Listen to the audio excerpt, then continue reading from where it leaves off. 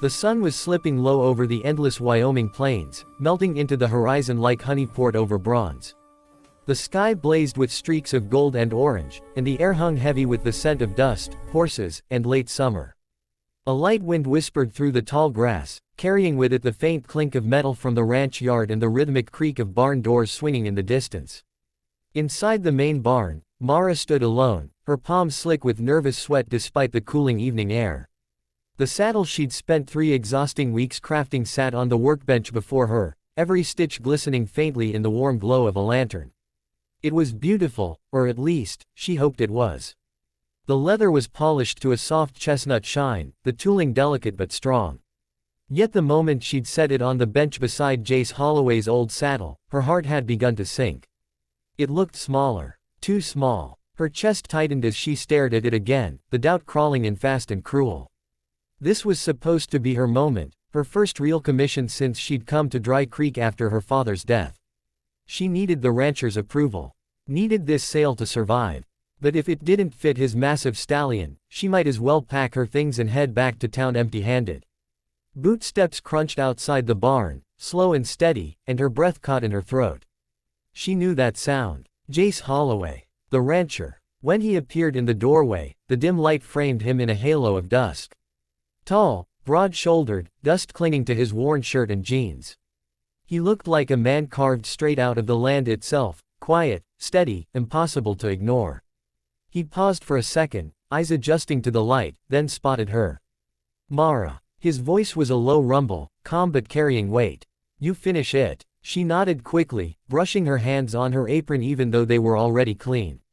Yes, sir. It's right here. He stepped closer, boots clicking against the barn floor. Mara could feel her pulse in her ears as he stopped beside the workbench.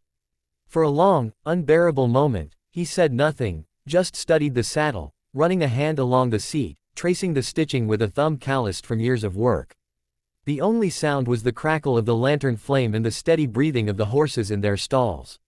Finally, he murmured, "Fine craftsmanship." Mara swallowed hard, her heart leaping at the small praise, until his eyes narrowed slightly, thoughtful.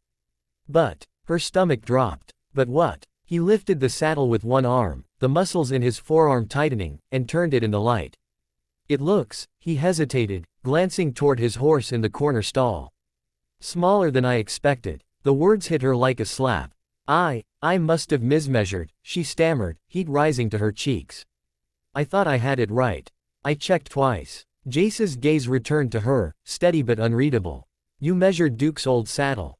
Yes, sir, she said quickly. Exactly the way you showed me. He grunted softly, thoughtful again. Then there's only one way to know for sure. He moved toward Duke, the big black stallion tossing his head as if sensing something important. Mara froze, watching him set the saddle carefully onto the horse's back. The leather creaked faintly under his touch. For one breathless second, it seemed to fit, and then the girth strap wouldn't reach. Her chest tightened painfully. It's too small, she whispered, the words barely escaping her lips. Jace stood there in silence, his hand resting on the horn of the saddle. The barn filled with stillness. Then, slowly, he turned to look at her. His voice came quiet but certain, the kind of tone that didn't invite argument. It'll fit just fine. Mara blinked, stunned. But it doesn't. It will, he interrupted gently, eyes holding hers. Leather stretches, molds with time. You did good work, Mara. Strong work. Sometimes things just need a little use before they settle where they belong. The way he said it, calm, steady, sure, sent a strange warmth through her chest. She didn't understand why his confidence mattered so much, but it did. He gave the saddle one last firm pat, then looked back at her with a faint smile tugging at the corner of his mouth. You doubted yourself too soon, he said, his tone almost teasing. Mara let out a shaky breath, her lips curving just slightly. Maybe I did. As he walked past her toward the barn doors, the scent of leather and dust followed him, grounding, real. Just before stepping into the fading sunset, he turned back, eyes glinting in the amber light. Tomorrow morning, he said. We'll ride it out. You'll see for yourself. And with that, Jace Holloway disappeared into the twilight, leaving Mara standing beside the saddle that suddenly didn't feel too small anymore, but like something waiting to fit just right. The next morning came wrapped in the hush of dawn, soft light spilling over the hills, painting the ranch in silver and gold. The air was cool, crisp, and full of the promise of rain that hadn't yet fallen. Mara woke early, her nerves prickling with anticipation. She hadn't slept much. Every time she closed her eyes, she saw Jace's calm face, heard his steady voice saying, "It'll fit just fine." Now, standing outside the barn, her heart beat a little faster. Duke, the massive stallion, snorted clouds of breath into the morning air. Jace was already there, rolling up his sleeves as he checked the straps and reins. His shirt clung slightly to his chest, damp with the dew of work. He looked up as she approached, that familiar quiet confidence in his eyes. "Morning," he said, his voice low and smooth. "Morning," she replied, tucking a loose strand of hair behind her ear. "You really think it'll fit today?" Jace gave a half smile, one that could melt ice if it wanted to. "There's only one way to know." Mara stepped closer, trying not to fidget as he lifted the saddle. The sound of leather against leather echoed softly in the stillness. He placed it on Duke's back with slow precision. She held her breath. The straps reached this time. Snug, but perfect. Jace adjusted them, his hands moving with care, testing every buckle and pull. Mara exhaled in disbelief. "It fits." He nodded, glancing at her. "Told you so." She laughed softly, half from relief, half from awe. "Guess I should have trusted you." He looked at her for a long moment before saying, "You should have trusted yourself." The words hit deeper than she expected. Her smile faltered for a heartbeat. Trust herself. That was something she hadn't done in a long time, not since her father's workshop burned down, taking with it the only proof she had of being good at anything. Jace mounted Duke in one smooth motion, his hands steady on the reins. "Come on," he said, glancing down at her. "You're riding with me." "What?" she asked, startled. "Grab the bay mare. I want you to see how it feels, how it moves." She hesitated for only a second before nodding. Within moments, she was up on the mare, following Jace across the open range. The air smelled of sage and dust, the wind cool against her cheeks. They rode side by side, hooves drumming a rhythm on the earth. For a long while, they didn't speak. The silence wasn't awkward, it was peaceful, filled with the hum of the prairie and the creak of saddles. Mara stole glances at Jace, watching how effortlessly he moved, how his hands rested with confidence on the reins. The new saddle fit him. Like it belonged there. Like she'd built it for him and him alone. After a few miles, he slowed Duke and turned to her. "You see it now?" he asked. She nodded, grinning. "You were right. It's molding perfectly." "Told you," he said with a teasing glint in his eyes. "Sometimes things just need to be worked into place." They turned back toward the ranch, riding slower now. The sun was higher, the warmth settling into the land. Mara found herself relaxing for the first time in days. The nervousness that had eaten at her was gone, replaced by something steadier, a quiet pride. When they reached the barn again, Jace dismounted and ran his hand along the saddle one last time. "You did good work," he said simply. Mara felt heat rise to her cheeks. "Thank you. For believing in it, in me."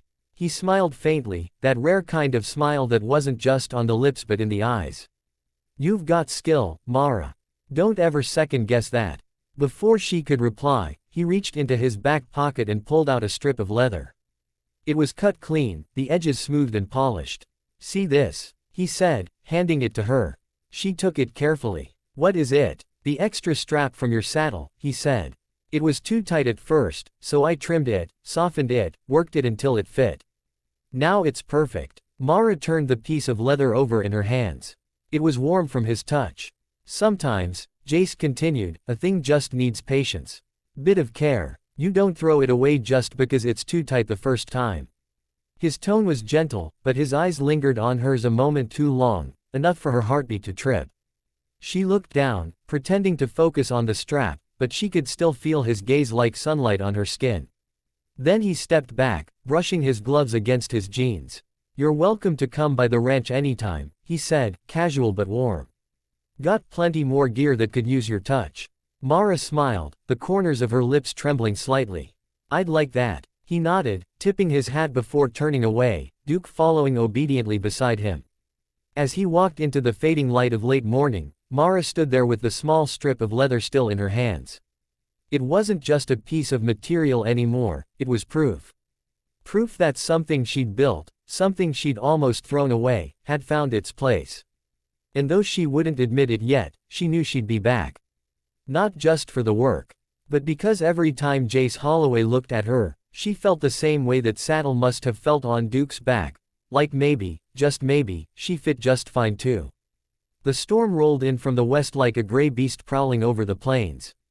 The first raindrops began to fall just as Mara finished stitching a bridle for one of the ranch hands.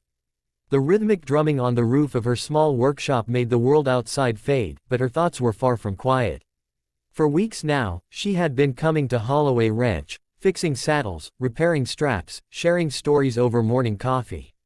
And every visit, every look from Jace, felt like something deeper was growing between them, slow, steady, and unspoken. That evening, when thunder cracked across the sky, she saw Jace through the window, his hat pulled low, coat soaked through, leading Duke back into the barn. Without thinking, she grabbed her shawl and ran out into the rain. "Jace," she called, her voice almost swallowed by the storm. He turned, water dripping from the brim of his hat, and smiled faintly. "You shouldn't be out in this," he said, shouting over the wind. "Come inside before you drown out here." She followed him into the barn, shaking off the rain. The scent of wet hay and horses filled the air. The storm outside roared against the wooden walls. Lightning flashing in brief, sharp bursts. Jace lit a lantern, the soft amber glow chasing away the darkness. For a long moment, neither of them spoke. "You could have waited till morning," she finally said, her voice softer now. He shrugged. "Storm or not, Duke still needs tending. Can't leave him standing soaked."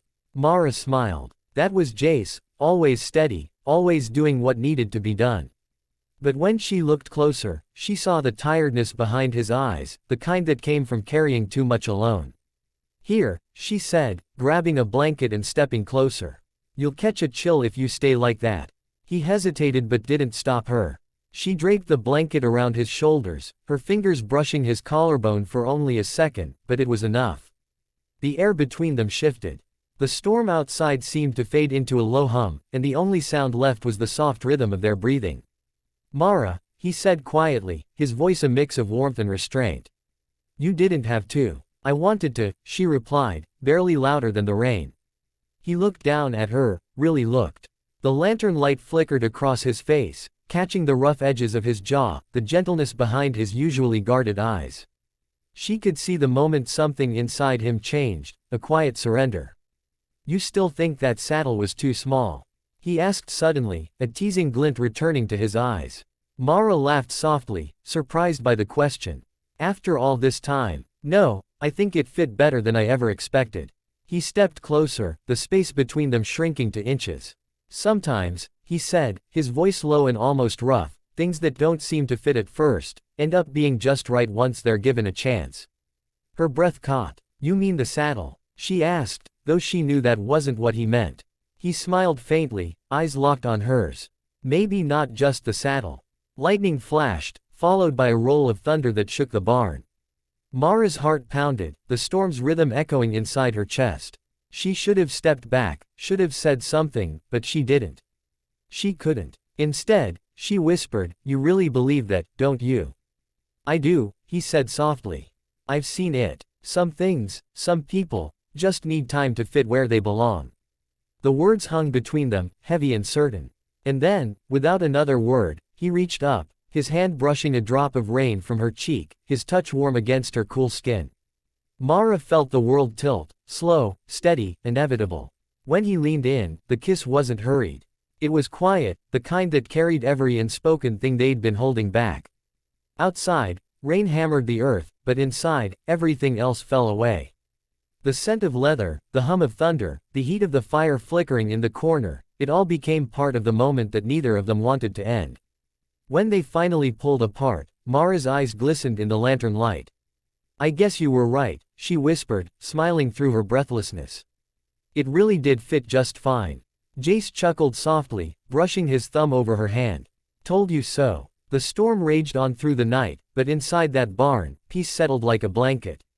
They talked quietly by the fire, about dreams, about mistakes, about the land that bound them both to this place. Mara told him about her father's workshop, how she'd thought she'd never be good enough to carry on his craft. Jace listened, eyes never leaving hers. "You're better than good," he said finally.